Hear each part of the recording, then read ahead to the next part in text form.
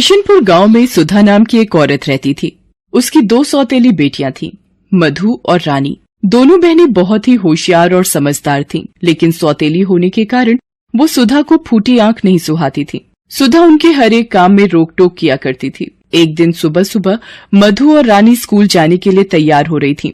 तभी सुधा जोर से चिल्लाकर बोलती है, कहाँ जा रही हो तुम दोनों? काम क्या तुम्हारा बाप आकर करेगा? आप पिताजी के लिए ऐसा क्यों बोलती हैं माँ? वो बेचारे तो इस दुनिया में भी नहीं है। माँ, सारा काम कर दिया है, तभी हम स्कूल जा रहे हैं। हा, बड़ी आई स्कूल जाने वाली। स्कूल जाकर कौन सा कलेक्टर बन जाओगी? पहले खाना बना, फिर जहाँ जाकर मरना है मर। माँ, तब तो हमें स्कूल जाने में देर हो जाएगी। उसकी बात सुनकर सुधा मधु को एक थप्पड़ मारती है। तुझे सुनाई कम पड़ता है क्या? जो कहा है वो कर, नहीं तो तुम दोनों का स्कूल जाना भी बंद करवा दूंगी। दोनों बहनों के लिए पढ़ाई बहुत ही अहमियत रखती थी, क्योंकि वो जानती थी कि पढ़ लिख कर ही जीवन बदला जा सकता है। इसलिए उन्होंने सुधा की बात मानी, फिर स्कूल गईं। ये अलग बात है कि देर से स्कूल पहुंचने के कारण मास्टर जी से उन्हें थोड़ी डांट भी पड़ी। पढ़ाई खत्म करके जब वे दोनों स्कूल से लौटी, वो दोनों अभी सांस भी नहीं ले पाई थी कि फिर से सुधा ने पूरे घर के बर्तन और कपड़े उनके सामने डाल दिए। कर लिया ना पूरे दिन स्कूल में टाइम पास? चलो अब दोनों काम पर लग जाओ। जी माँ। देखो, माँ कहकर मुझे मत बुलाया करो, मैं तुम्हारी माँ नहीं हूँ। और हाँ, ये काम खत्म हो जाए तो रात का खाना भी बना लेना। पूरे दिन की थकी हारी दोनों बहनें काम में लग गईं। काम खत्म करके वो दोनों खाना खाने बैठती ही हैं कि तभी उनका सौतेला भाई गुड्डू उनको परेशान करने लगता है और उनको खाना नहीं खाने देता। पहले तो वो उसे समझाती हैं, लेकिन वो नहीं मानता। तब रानी गुस्से में गुड्डू को एक थप्पड़ मार देती है। गुड्डू जोर जोर से रोने लगता है। गुड्डू की आवाज सुनकर सुधा भागते हुए आती है। क्या हुआ गुड्डू, तू रो क्यों रहा है? माँ, रानी दीदी ने मुझे थप्पड़ मारा। ये सुनकर सुधा गुस्से से भर जाती है और वो रानी के बालों को पकड़कर खींचती हुई बोलती है, तूने मेरे बच्चे को हाथ कैसे लगाया? मुफ्तखोर, मैं तेरे दोनों हाथ ही तोड़ दूंगी, चल मेरे साथ। तभी मधु रानी का बचाव करती है और कहती है, माँ, रानी की कोई गलती नहीं है। गुड्डू हमें बार बार परेशान कर रहा था, वो हमें खाना नहीं खाने दे रहा था, इसलिए रानी ने उसे थप्पड़ मार दिया। बड़ी आई मधु की वकील बनने। अच्छा, एक दिन रानी खाना नहीं खाती तो क्या भूखे मर जाती? चल अब इसे मैं बताती हूँ। 2 दिन तक कमरे में भूखे प्यासे बंद रहेगी, तब इसकी अक्ल ठिकाने आएगी। सुधा रानी को कमरे में बंद कर देती है और बाहर आ जाती है। रानी बेचारी भूखी प्यासी कमरे में बंद रहती है। रात को मधु धीरे से रानी को 2 रोटी और चटनी खिड़की से कमरे में देकर आ जाती है, पर सुधा मधु को कमरे के बाहर देख लेती है और फिर दोनों को बुरी तरह से मारते हुए बोलती है, चोरी सीख रही हो तुम दोनों बहनें? तुम्हें क्या लगता है मैं अंधी हूँ? मुझे नहीं दिखता तुम दोनों क्या कर रही हो? पता नहीं वो कौन सी घड़ी थी जब इनका बाप इन दोनों मनहूसों को मेरे मत्थे मढ़कर चला गया। धीरे धीरे समय बीतता जाता है। तीनों बड़े हो जाते हैं। जहाँ एक ओर मधु और रानी पढ़ाई में बहुत अच्छा कर रहे होते हैं, वहीं दूसरी ओर गुड्डू का मन पढ़ाई से कोसों दूर रहता है। एक दिन की बात है, गुड्डू कहीं बाहर से आता है और सुधा से जोर से चिल्लाते हुए बोलता है, माँ, मुझे एक नया फोन चाहिए। मेरे सारे दोस्तों के पास नया मोबाइल है, मुझे भी चाहिए। नया फोन? कहाँ से लाऊं मैं नया फोन? अभी मेरे पास बिल्कुल भी पैसे नहीं है। वो सब मैं नहीं जानता, मुझे नया फोन चाहिए तो चाहिए। गुड्डू की जिद को देखते हुए सुधा रानी को आवाज देती है। रानी रसोई में खाना बना रही थी। सुधा की आवाज सुनकर वो आती है। रानी सुन, कल जो तुम दोनों बहनों को स्कॉलरशिप के पैसे मिले हैं ना, वो मुझे ला कर दे। स्कॉलरशिप के पैसे? लेकिन क्यों माँ? गुड्डू को नया फोन दिलवाना है। पर माँ, वो तो हम दोनों की पढ़ाई के पैसे हैं। सबसे पहले तो तू मुझे माँ कहना बंद कर। अगर मैं तेरी सगी माँ होती, गुड्डू तेरा सगा भाई होता, तो क्या तब भी तो इस तरह से इनकार करती? सच ही कहा है, सौतेला सौतेला ही रहता है।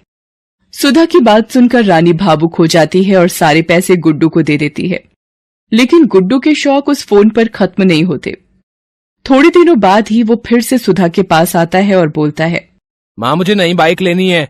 मैं गरीबों की तरह बस में धक्के खाकर कॉलेज नहीं जा सकता। मेरे सारे दोस्त बाइक से कॉलेज आते हैं। अरे बाइक कोई 2 पैसे की चीज तो नहीं है ना कि मांगा और हाजिर हो गया। 40-50 हजार रुपए लगते हैं उसमें। मेरे पास कहाँ है इतने पैसे। मुझे तो लगता है कि रानी और मधु की तरह मैं भी तुम्हारा सौतेला बेटा ही हूँ, नहीं तो क्या तुम अपने बच्चे के लिए इस तरह से इनकार करती। ये कहकर गुड्डू गुस्से में पैर पटकता हुआ घर से बाहर चला जाता है। उसके जाने के बाद ठीक ही तो कहता है गुड्डू, एक ही तो बेटा है मेरा, उसके लिए मैं एक बाइक भी नहीं ले सकती। मैं कल ही उसे बाइक दिला दूंगी, लेकिन उसके लिए मुझे जयंती लाल से फिर से उधार लेना पड़ेगा। उसके बाद सुधा रानी को बुलाकर कहती है कि वो जयंती लाल से मिलकर आती है, तब तक तुम दोनों बहनें खाना बनाकर रखना। उसके जाने के बाद दोनों बहनें बातें करती हैं।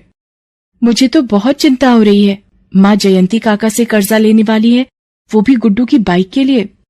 चिंता तो मुझे भी बहुत हो रही है, माँ का पहले का कर्ज ही नहीं उतरा और अब ऊपर से और कर्ज ले रही हैं। अगले दिन ही गुड्डू की नई बाइक आ गई। गुड्डू अब अपनी माँ की कमजोरी समझ गया था। वो जानता था कि उसकी माँ उसे बहुत प्यार करती है, वो उसकी मांग किसी न किसी तरह पूरा करेगी ही। लेकिन उसकी हर दिन की नई नई मांग ने सुधा को गले तक कर्ज में डुबो दिया था। अब तो उसे भी चिंता होने लगी थी कि इतने सारे पैसे वो अब कैसे चुकाएगी। एक दिन की बात है, शाम का समय था, गुड्डू घर पर नहीं था। तभी सुधा के दरवाजे पर किसी की दस्तक हुई। सुधा ने दरवाजा खोला तो देखा कि जयंती लाल अपने 2-3 लोगों के साथ उसके दरवाजे पर खड़ा है। कौन सी तारीख है आज? 3। कितने महीने हो गए तुम्हें ब्याज के पैसे दिए हुए? वो मैं जल्दी ही चुका दूंगी, थोड़ी मोहलत दे दीजिए मुझे। अरे कितना मोहलत दे दूं तुझे? अब जब तेरे मरने का दिन आएगा तब मेरे पैसे वापस करेगी क्या? जयंती लाल के मुंह से अपनी माँ के लिए ऐसी बातें सुन दोनों बहनों का पारा चढ़ गया। काका, आप हमारी माँ से ऐसे बात नहीं कर सकते। अरे तुझे बाहर किसने आने को कहा, तू अंदर जा। नहीं माँ, मैं अंदर नहीं जाऊंगी। देख रानी, मैं फ्री में पैसे बांटने का काम नहीं करता। तेरी माँ ने मुझसे कर्ज लिया है, वही मांग रहा हूं। कर्ज लिया है इसका क्या मतलब कि हम आपके गुलाम हो गए? आपका जो मन में आएगा वो कहेंगे हमें? काका, हम आपके सारे पैसे धीरे धीरे करके लौटा देंगे, हमें थोड़ी और मोहलत दे दीजिए। जयंती लाल ने एक और तारीख दे तो दी, लेकिन साथ ही ये कहा कि हर एक महीने की इस तारीख को ब्याज के पैसे नहीं दिए तो अंजाम भुगतने के लिए तैयार रहना। दूसरी ओर गुड्डू को जब ये सारी बातें पता लगी तो वो उल्टा सुधा पर ही चिल्लाने लगा। अरे क्या जरूरत थी तुम्हें इतने पैसा उधार लेने की? एक तो मैं हूं जो कटौती में अपना जीवन काट रहा हूं, एक एक चीज के लिए तरसता हूं, और एक तुम हो जो लाखों का कर्जा माथे पर लेके बैठी हो। अरे तुम तो आज ही कल मर जाओगी, फिर ये सारा कर्जा मेरे माथे पर छोड़कर जाओगी तुम। कहां से चुकाऊंगा मैं ये सारा पैसा? गुड्डू की बात सुनकर सुधा की आंखें भर आई। जिस बेटे के लिए उसने इतना सब किया वही बेटा आज उसे भला बुरा कह रहा है। वो ये सदमा बर्दाश्त नहीं कर पाई और उसे गुड्डू के सामने ही हार्ट अटैक आ गया। लेकिन गुड्डू माँ की परवाह किए बिना अपनी बाइक से घूमने निकल गया। मधु और रानी अपनी माँ को लेकर अस्पताल आईं। कुछ दिन अस्पताल में रहने के बाद सुधा की छुट्टी हो गई।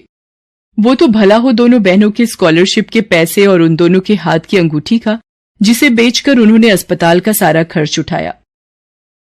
उन दिनों दोनों बहनों ने अपनी माँ की खूब सेवा की, लेकिन गुड्डू एक दिन भी अस्पताल नहीं आया। सुधा की आंखें उसे खोजती रहीं, लेकिन वो तो अपनी ही दुनिया में मस्त था। सुधा के घर पहुंचने के बाद, माँ तुम यहाँ बैठो, मैं तुम्हारे लिए एक गिलास पानी लेकर आ रही हूँ। मेरी बच्चियों, तुम दोनों मुझे माफ कर दो। मैंने तुम लोगों के साथ हमेशा सौतेला व्यवहार किया, लेकिन तुम दोनों मुझे अपना मानती रही। अगर तुम दोनों आज ना होती तो शायद मैं भी नहीं होती। ऐसा मत कहो माँ।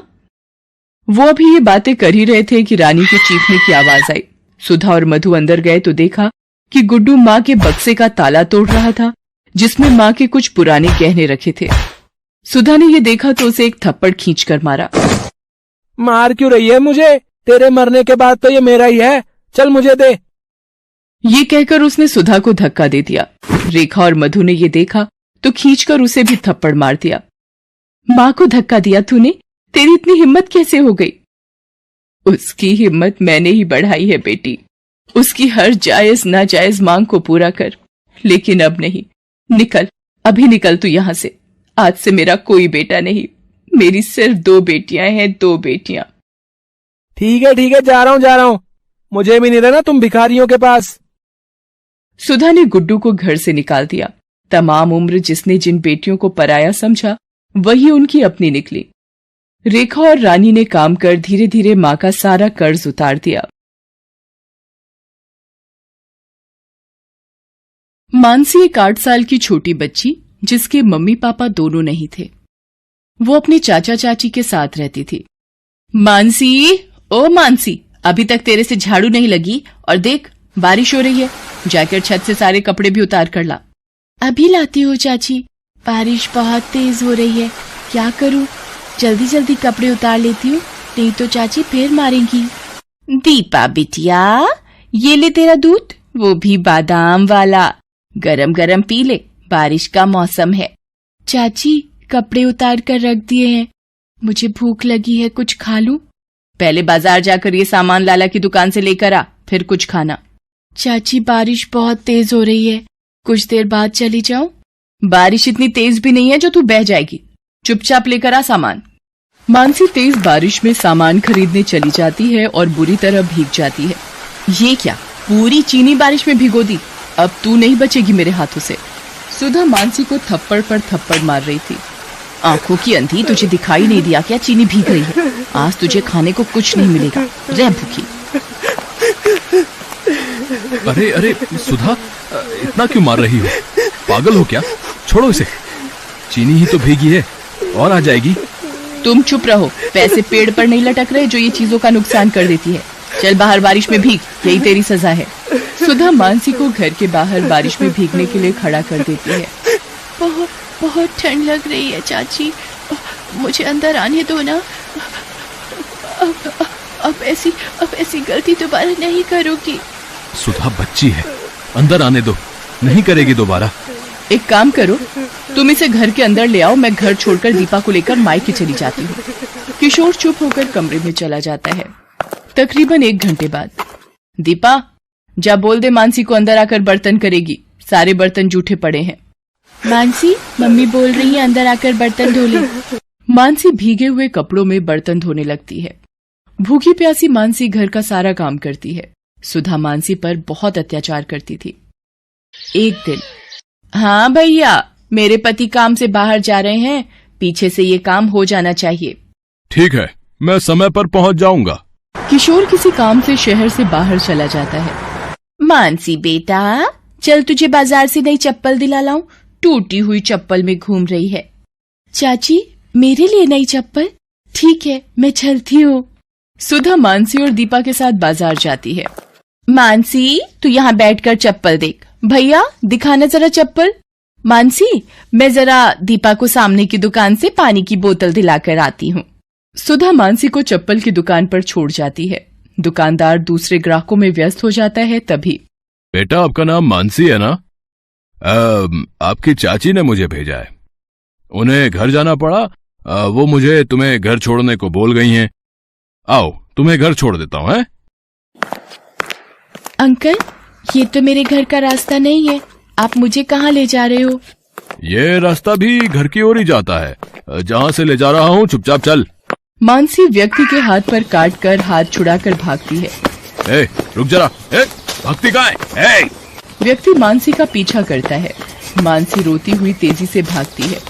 भागते भागते अचानक, आंटी, वो अंकल मेरे पीछे पड़े हैं, मुझे अपने साथ ले जा रहे हैं आंटी। डरो नहीं बेटा।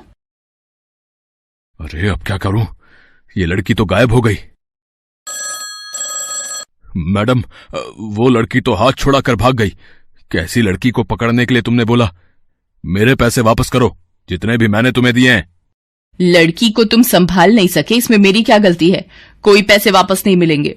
सुधा ने मानसी को उस व्यक्ति को बेच दिया था और उसके बदले 5 लाख रुपए लिए थे। उधर मानसी जिस महिला से टकराती है, उनका नाम कौशल्या देवी था। मानसी डरी हुई थी तो वो उसे अपने साथ ले आई। आओ बेटा, अंदर आओ, डरो नहीं। माला, गुड़िया के लिए पानी लेकर आओ और कुछ खाने को भी। ये लो दीदी। ये कौन है? मैं बाजार से निकली तो ये बच्ची किसी आदमी से डरकर भाग रही थी और मेरे से टकरा गई। मानसी जब खाना खा लेती है तब, बेटी, तुम्हारा नाम क्या है? आंटी, मेरा नाम मानसी है।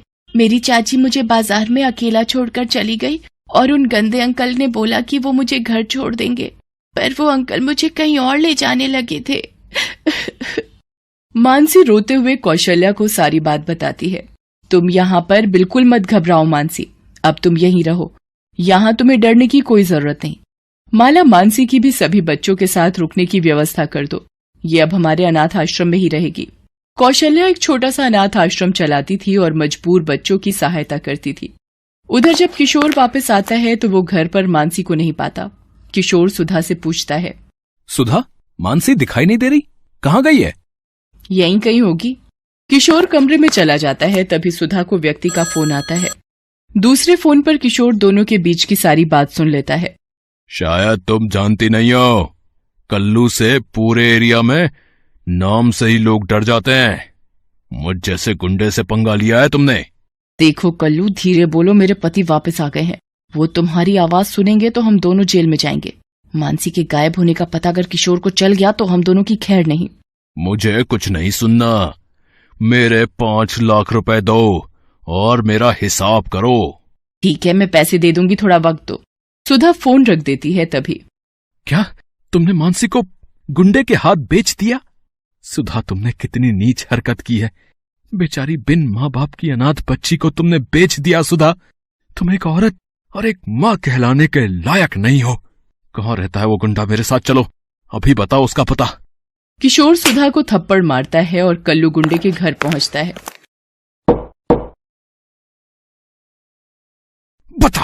बता मेरी भतीजी मानसी कहाँ है? बता वरना मैं तेरा खून पी जाऊंगा। बता। ये ले। मुझे मत मारो, मुझे नहीं पता तुम्हारी भतीजी कहाँ है। तू ऐसे नहीं मानेगा, पुलिस के सामने सब जुबान खुल जाएगी तेरी। ये ले। किशोर पुलिस को फोन करता है और वो आकर कल्लू से सारी बात पूछते हैं। किशोर जी, हमारे पास एक अनाथ आश्रम की तरफ से एक बच्ची के मिलने की खबर आई हुई है, एक बार वहां चलकर देख लेते हैं। कल्लू को अरेस्ट कर लो रे। नमस्ते कौशल्या देवी जी, वो आपने जो बच्ची के मिलने की खबर दी थी। जी इंस्पेक्टर साहब, मैं अभी बुलाती हूँ। माला, मानसी को ले आओ। चाचा जी। मानसी मेरी बच्ची, मुझे माफ कर दे। तेरी ये हालत मेरी वजह से हुई है। आपको पता भी है मानसी को इन्होंने एक गुंडे के हाथ बेच दिया। आपने एक माँ होकर मासूम बच्ची को किसी गलत हाथ में सिर्फ पैसों के लिए बेच दिया, सिर्फ इसलिए क्योंकि मानसी अनाथ है, इसके माता पिता नहीं है। इंस्पेक्टर साहब, आप सुधा को गिरफ्तार कर लीजिए। किशोर, मुझे माफ कर दो, मेरे से गलती हो गई। चाचा जी, चाची जी को जेल मत भेजो, इन्हें माफ कर दो चाचा जी।